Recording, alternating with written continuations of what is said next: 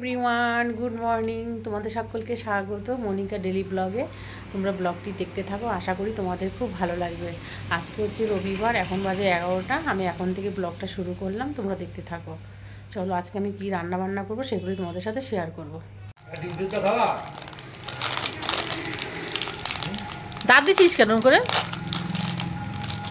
অভ্যাস বলি তো তোরা। হ্যাঁ, এইগুলো সব অভ্যাস আমাদের। স্কুলে যারা নিয়ে যায় আমি ছিঁড়ে দিই। তা দাঁত দিয়ে? হ্যাঁ, আবার তাই তাই জন্য আমাকে আবার দুটো দেয়। হুস, রুটি আলু ভাজা নিয়ে যায়। আজকে চিকেন স্টু রান্না করব, তার জন্য গাজর, আলু, বিনস, ক্যাপসিকাম, পেঁপে সব কেটে নিয়েছি। এখানে আদা রসুন কুচি নিয়েছি, আর পেঁয়াজ, মাংসগুলো ছোটো ছোটো কেটে নিয়েছি। চলো রান্না করি। এছাড়া আলাদা করে মাংস রান্না করতে হবে, আরও সবজি রান্না করতে হবে, তোমরা দেখতে থাকো। চিকেন স্টুটা রান্না করবো বলে পেঁয়াজ, গোলমরিচ, গোটা গরম মশলা, একটু টমেটো দিয়ে দিয়েছি।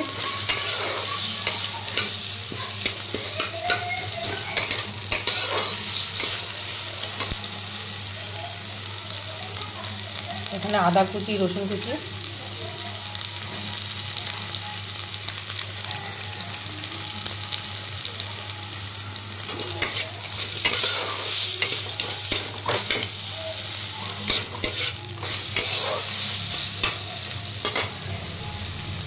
এগুলো দিয়ে দিলাম।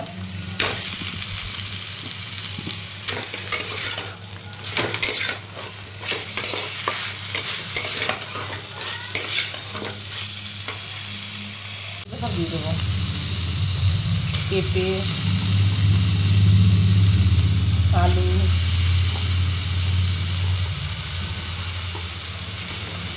গাজর,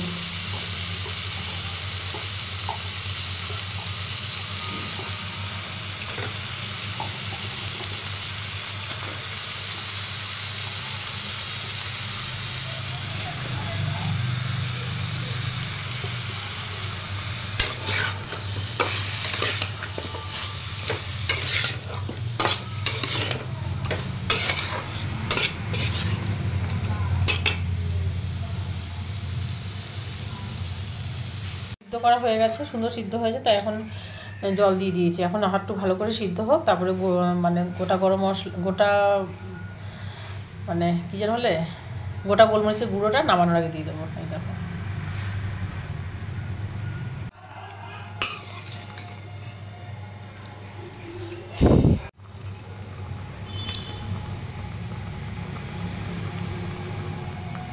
আলু ভাজি, এই আলুটা ভেজে এর মধ্যে মাংস বসিয়ে দেবো। আর এখানে তো চিকেন স্টু হচ্ছে, সিদ্ধ হচ্ছে। আর এখানে এই আলু ভাজাটা ভেজে এর মধ্যে এই কিছুটা মাংস রেখে দিয়েছি, এটা তেল মশলা দিয়ে রান্না করবো। এই দেখো, চিকেন স্টুটা রান্না করা হয়ে গেছে। এই দেখো, সুন্দর সিদ্ধ হয়ে গেছে। এখন গোটা গোলমরিচের গুঁড়ো দিয়ে নামিয়ে নেবো।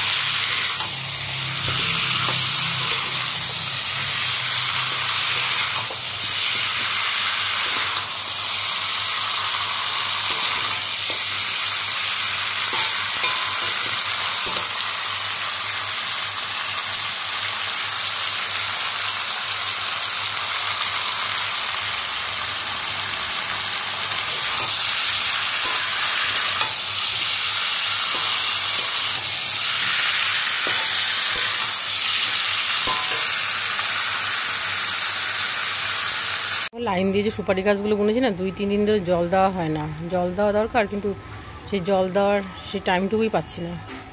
দেখি আজকে জল দিতে পারি কিনা। আম গাছটার গোড়ায় জল দিতে হবে।